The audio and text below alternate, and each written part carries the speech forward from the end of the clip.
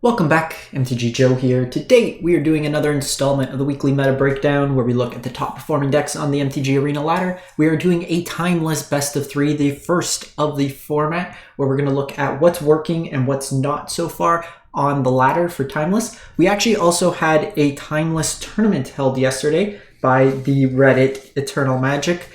So I will kind of post if I ever hear about tournaments again. This one was free to play with some cash prizes. So we'll share some of the results there. They had 36 participants on a Friday night. So not bad for like the first turnout.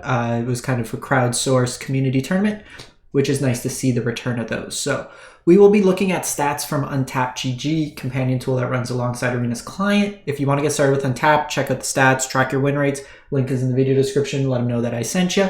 I'll paste all these deck lists with timestamps so you can easily port them over. We are going to start off with looking at popularity of decks, and then we'll look at the corresponding win rates. I always state a popular deck doesn't necessarily mean the highest win rate. Could be that a streamer featured it, could be that it's cheaper to build, could be that it's just fun or like cool stuff, or, you know, in this format, it's got the most banned cards, so it must be the best. We'll see with that, but we'll take a look and kind of go through there. And we're looking at the deck lists themselves. I put a filter of Diamond to Mythic first for most of the deck lists, and then I went down to Platinum to Mythic to find a couple other deck lists that maybe don't either have the sample size to make it in that higher range or doing better at the Platinum. I wanted to get a little bit more diversity of decks for this first one, and as the data sets build, we can then start filtering as much as possible to just Mythic rank to see what's working atop of the format. So, timeless best of one popularity of the day, we have Rakdos Midrange and Sultai, both around 12-13%. In terms of the mid-range piles. We have Jund mid-range at 10.7. 5-color domain here is the Domain Zoo, the Domain Aggro, Tribal Flames deck. We have Grixis Shadow at 6. Izzet Tempo. Usually there's a Lura Shell or like a Blood Moon kind of tempo element. 4.6. 4-color mid-range. Could be either like the field decks or like natural order piles. Since they hit Atraxa, so that's usually what kind of skews the color. And then we have 4-color control, which is the Omnath control decks. If we're kind of looking at trends, Sultai was the most popular deck out of the gates. This, like, my Sultai videos almost had 10,000 views, quite high for like gameplay wise. And then if we look at some of the other decks, like we have Rakdos Midrange kind of take up, with the Jund Midrange is picking up. I actually really like this Jund Midrange. I think it's got a lot of useful tools. The Domain deck's also very strong, especially in Best of 1, but in Best of 3 it's got a lot of powerful tools. We'll see if we can throw on the other trends. Nothing too extravagant. These ones are all kind of normalized at that point. It's still the first week or so, so we're not going to get huge amounts of like trend data. Well, this is more useful as we start getting like a month to 2 months. We start seeing sets. Like if you look at something really quick, like Standard, for example, you could start seeing like this has a lot more useful information when we can compare back to like 3 months, where you see something like this Esper midrange deck went from like nowhere to like top of the meta 30%. So it's got some utility with looking at where kind of the direction of the format is going. So over time, we'll get that information. So like I said, we're going to start off with Diamond to Mythic. So Diamond to Mythic from December 12th through to the 23rd. So it's about 11 days, so a little bit under 2 weeks. So Diamond to Mythic, we had 18,000 games of best of 3. From Platinum, we had 37. So we're going to look at both the kind of parameters. We're going to start off with Diamond. And the highest win rate deck in Diamond is the 5-color Domain Zoo deck. So I know like Delmo and some other players were playing this pretty high. There's a couple variations. We've seen versions that will play Deathrite Shaman in the main. I think that's another reasonable card to kind of play in these decks. This one's at 74% win rate. Keep in mind the sample sizes are going to be fairly like small right now, just because you're still getting into a new format. There's also a lot of, because there's not established deck lists, what happens is some of these counts will cannibalize each other because they're not card for card, especially with a deck like 5-color Domain. Once you start getting some difference in terms of like which shock lines you fetch, for example.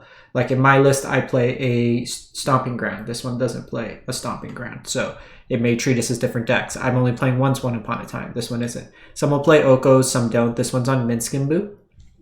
But if we like kind of look through like the domain lists, well, let me show the archetype. but there's some that'll play Oko, some that won't. But your core of the deck, you're playing these kind of off-colored lands, especially with the triomes that you can fetch.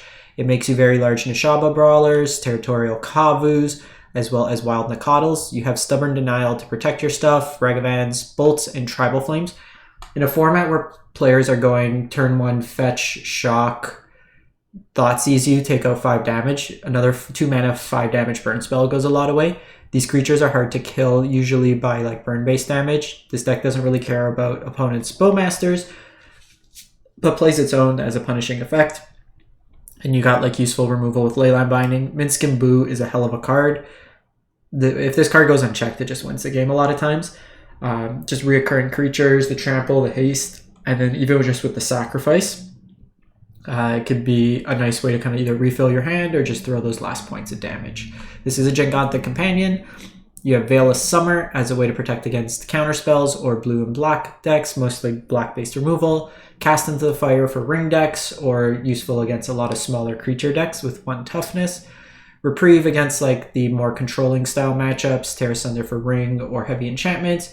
Graveyard Hate and Unlicensors. Hidetsuku is really good against like the shadow decks, anything that's playing a lot of 1-drops, as well as hitting the graveyard. If you ever run into Phoenix, this deck, like Hidetsuku does work against Phoenix. That gets rid of like their Dragon Rage Chandlers, then eats their graveyard, and a whole bunch of jazz. And then some Okos on the side for the grindier matchups. Then go to Mono Black Control. This is the Mono Black Necropotence deck at 66%. So there's a few different versions of this, but the core of the deck is leveraging Dark Ritual to get out a early Necropotence. You can also like Dark Ritual into Luris and then get back Baubles every turn to draw cards. But once you have Necropotence in play, you just kind of grind them out on value. I've seen some versions go upwards of 4 Sheoldreds, 4 One Rings. So the numbers in these decks are still going to kind of vary. The big kind of core of the deck is you're leveraging March of Wretched Sorrow. You can put like 7 cards in your hand, or even go over, and then with a black mana up, you just discard all those extra copies, and this gains you a ton of life. Like in the games that I've lost, it's usually because of this card more than anything. Because like they usually put their life pretty low, but this could get you 8-10 life and then just kind of reset the game in that sense. You're winning with like Bowmasters, Sheoldreds, you have Trespassers in here, some nice Graveyard Hate. I think this card's somewhat underplayed. I was playing a black-white kind of Death and Taxes deck, and I really like this card in the deck. Demonic Tutor helps you find tutorable stuff, and then like just your removal options in there. One Ring, you have some Reveal the Ruins, Strip Mine, and then Castle Lockwing as well. Your sideboard, Duress for Hand Hate, Pithing Needle for like Planeswalkers activated abilities. Bitter Triumph, Feed the Swarm is like removal options that hit Planeswalkers or enchantments. Meat Hook as a sweeper. You'll see Blood Moon with no ways to cast Blood Moon, but it's actually just a target for Beseech the Mirror. I've seen some versions either have some fetches with Deathrite Shaman. I think the Deathrite Shaman is another way that... I think I like the version with Deathrite better. Ramps you early, gives you Graveyard Hate, so you can either go with the Overgrown Tomb package, or you can just fetch for a single Blood Crypt to play the Blood Moon. But this is really good against the Field of the Dead decks, where you're going to keep getting recurring kind of creatures, or just in like greedier matchups. Like no one's going to anticipate a Blood Moon out of like basic Swamp 4 times type thing. Leyline of the Void for Graveyard Hate as well. Then go to 4-color control. So this is Money Pile. Shed all your wild cards. So I played something like this on my channel as well. If you want to take a look, it's up there. This is pretty close to the list I posted, I believe. So first off, the games go really long with this deck. Like I played one match and it was like 55 minutes. It has a lot of powerful tools. I think I like some of the other decks more than this one, but if you like to play kind of that powerful cards, big mana, Omnath here, really, really good with the fetch lines. You can gain a lot of life. It basically pays for itself with the fetch line since you enable the second landfall trigger. But the core of the deck, you have like Brainstorms to cycle early, Deathrite, and Delighted Halfling can help you ramp into turn 3 powerful drop. Lightning Bolt, Swords Plowshare, Unholy Heat, all very strong spells. Luring Reveal helps you find lands. Leyline Mining is really a 1-mana removal spell for the most part in this deck as well, so a lot of cheap interaction. One Ring can refill your hand, Omnath replaces itself, Uro replaces itself, Teferi Bounce could replace itself. Oko Elks things. Minsk and Boo, powerful threat. The one thing I found, this deck's can be a little bit susceptible to Bowmasters. It does have a little bit of a hard time. I ran into the Dimir Control deck. It was actually playing 4 Stifles maybe when I was playing it, and stifling all my triggers, stifling my Leyline bindings, my Uros, everything like that. 2 Field of the Deads in the deck was my win condition. And then this probably is my deck because I love Torch the Tower. Yorian's in here as a companion, so you're playing 80 card that Yorian can bounce the stuff, reset. March as cheap removal that hits enchantments, artifacts, creatures. Soul Guide Lantern. Probably could use Needle on the sideboard, so I went with Soul Guide and License Hearse as the package. Stern Scolding is a cheap answer for like Bowmasters. I like Torch the Tower because it's an exile-based removal, so good against Phoenix, good against all those cheap decks, and pretty easy to... Maybe not so much in this deck because you're not generating like tokens per se. In some of the other decks, it's a little bit easier because you can bargain it for the torch value to get 3, which can hit like Ledger Shredder, stuff like that. So this one might be better served as a different card, but I do like the exile. There's just more answers to turn 1 Ragavan stuff. Veil for protection, Dovin's Veto for countering, like uncounterable counter, Graveyard Hate, and then Verdict. Verdict's really nice because it can't be countered, so in some of the matchups, like they're going to be playing tempo elements, you're able to counter it. So then we go to Jund Midrange. So this is a Shadow version of the deck. So there's a couple different versions of the deck, and we'll take a look. I'm seeing if there is another Jund, because I actually want to feature both. This is the Luris Companion, so a lot of Jund. Interesting. Okay, so I'll link another version of Jund as well after with Minsk and Boo, as well as Jingantha. So this is a Luris version of the deck. This one's on Death Shadows. Again, you end up dealing a lot of damage to yourself, so this kind of offsets it. So Shadow gets really big. This one's on a Dreadhorde Arcanist to flashback spells. Only 2 Bowmasters seems kind of sketchy. I would definitely be playing 4 in any format that allows 4. And as well as 4, I actually don't like this deck. I'll paste a good rack, Jund Midrange. That one's really odd. So we have Rakdos Midrange, 59%. So with Rakdos Midrange, there's kind of 2 builds of it. There's the Luris versions as well as the Jingantha versions. The Jingantha versions will usually be on Fable, One Ring, Blood Moon main. So kind of close to like the Scam decks in Modern without Scam, but Baubles, Deathrights, Dragon Rage Chandlers, you have Inquisition Thoughtseize, so lots of hand hate, Ragavan, Lightning Bolt, Unholy Heat, Orcish Bowmasters, Kolaghan's Command. So just like 1-drop central, this deck's playing 22 lands, which is kind of high relative to the casting cost, which is kind of interesting. You could probably forego a couple lands in here, and then just play like Molten Collapse is pretty solid. Deals with Planeswalkers, you could play Edict, stuff of that nature. You could play Croxa maybe even as well. I would probably trim a little and play like Croxas. This one's sub 60%, so like just under a shade under, but Luris Companion, Hand Hate, Graveyard Hate, Enchantment, and general like Creature Hate, Croxas, and Kolaghan's Command. The one kind of glaring oversight with this list is you don't have a clean answer to Planeswalkers. So you do, my suggestion would be trim 2 lands, move the Crox's main, and then play 2 Molten Collapse in the sideboard or Shieldred's Edict, whichever you prefer in that regard. We then go to Izzet Phoenix, so 56% win rate. And this version here, a lot of cheap cantrips, Faithless Looting, Brainstorms, Consider. You do have 8 removal spells here for the Bowmasters. So you really want to control Bowmasters, but a lot of cheap ways, like Treasure Cruise is a 1-mana draw. You're basically looting into your yard the art like Phoenix, getting it back recursive value. With Brainstorm, you have Flooded Strand that can shuffle away your cards, so a lot of value there. We've seen some versions of the deck play Lightning Axe as well, just as a way to hit Shieldred, which helps. So that's something you could consider as well. Jingantha Companion, Graveyard Hate, Tempo play with Spell Pierce, a Braid for cheap removal, and that hits artifacts.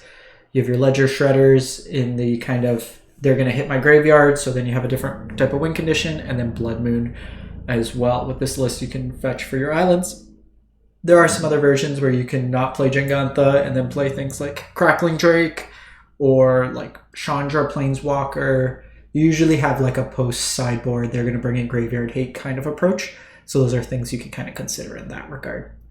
So that one's at 56. I'm not going to go through the deck. This one's Croaky's list, I believe, but the Sultai list is not doing too hot so far, 47%. So we're not going to look at that one. So then we're going to look at the Platinum rank for a sec. I do want to see if there's a Jund list that's not... Okay, so this one's actually a better Jund list. It's a Death Shadow, but it's actually put together a lot better. Oh, go back. Okay. So this one's in Platinum rank. It's at 71%. But we have the full Bowmasters, the full Mishra's Bauble. Arcanist has been pretty slow in the format.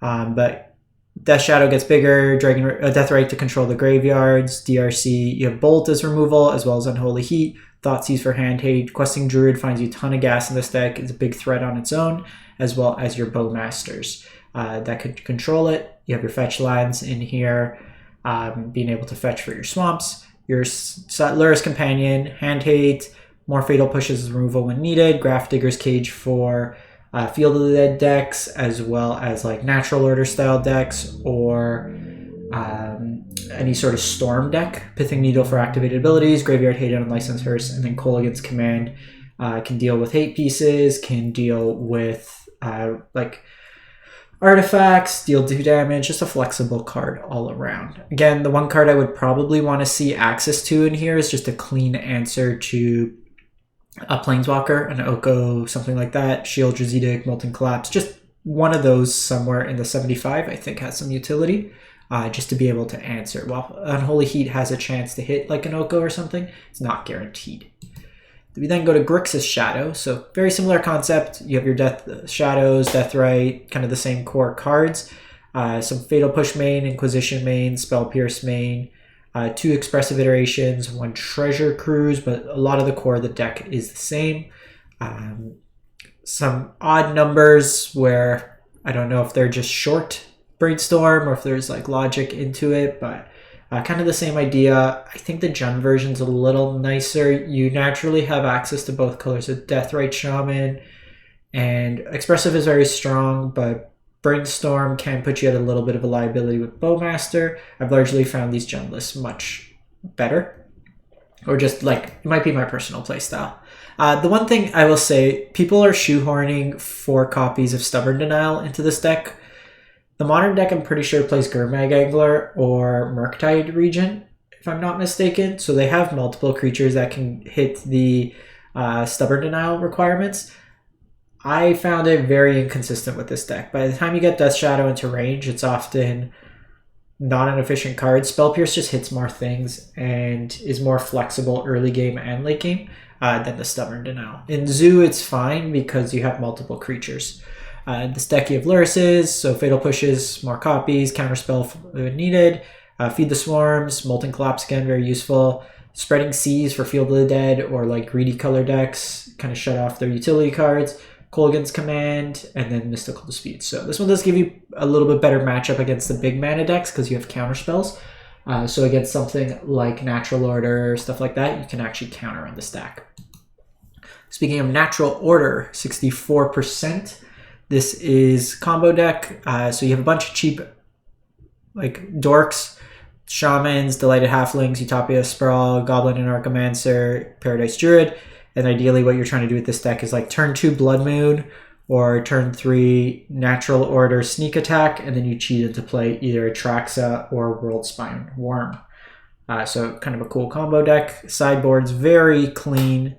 I kill things, I eat your graveyard, here's my big dumb beater, and then here's my card advantage engine.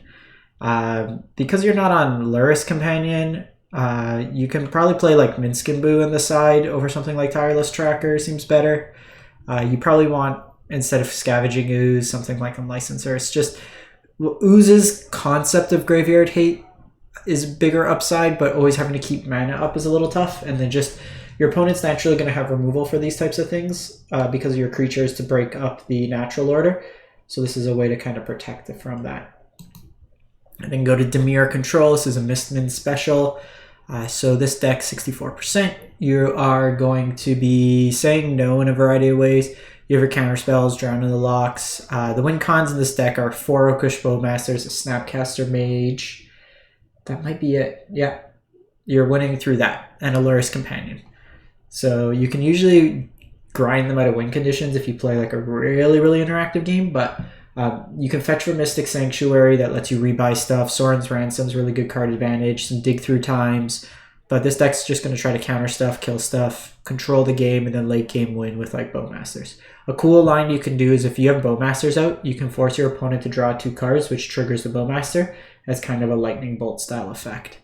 Your sideboard, just situational removal and cut down, needle for activated abilities, some counters, hand hate, red-green hate. This deck is soft to Blood Moon, so you do want to be observant and fetch your basics early, and then have your Aether Gust. Counterspell for non-creature, Legion's End. Filigree Silex can deal with tokens, or like tough to deal with permanents like enchantments.